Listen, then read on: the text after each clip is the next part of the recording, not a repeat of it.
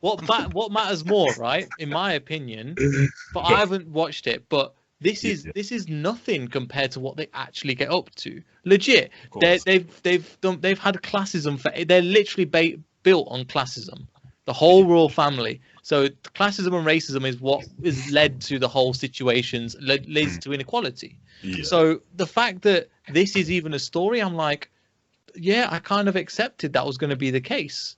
That they were going to discriminate against the black kid. Yeah, that's literally what they're yeah, that's what is expected. Yeah. Everybody's going horrified that this is the case, and I'm like, well, no, this is just what they do. Look at the whole Prince Andrew thing.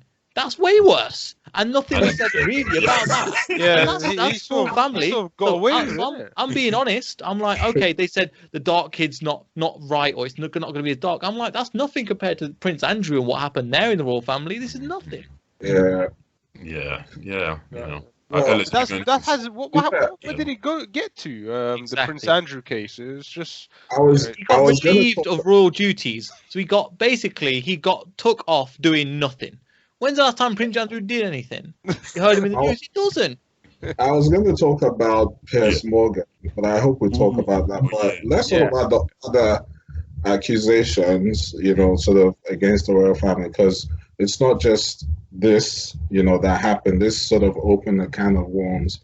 And then, they started talking about other things like Meghan made Kate cry. I don't know if you heard that. I think it was one time.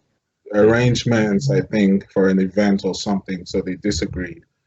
But I think somehow they found out that I think it was the other way around, and it was Kate who actually made Meghan cry, and also to talk about her wanting to commit suicide and not getting any support. You know what I mean? Yeah. You know how that feels, because why I say that, right? You can imagine she's black, well, because of the one drop rule. Exactly, that's what it is. She's as much black as she is white, but we say she's black. But then, okay, if you're black, at least, well, she's mixed race, right? Yeah. So imagine, let's say there was a black mother. I'm talking about a proper black, like dark-skinned woman, elder woman, as a source of support. Even if she had that would have helped. See, I don't want to go into talk about whether she's an attention seeker or this and that, but what we're talking, this is coming from the royal family. There are lots of people who face these issues, and the way that they see that the royal family handles this could also affect them, mostly negatively, from what we're seeing. If at that level you can't even get that support, come on, So it's deeper than just, the accusations of racism. It's much more than that, And then also talk about, what's his name? Prince Harry, saying that his father did not speak to him for a while, or I think from 2018 or 2019. Right?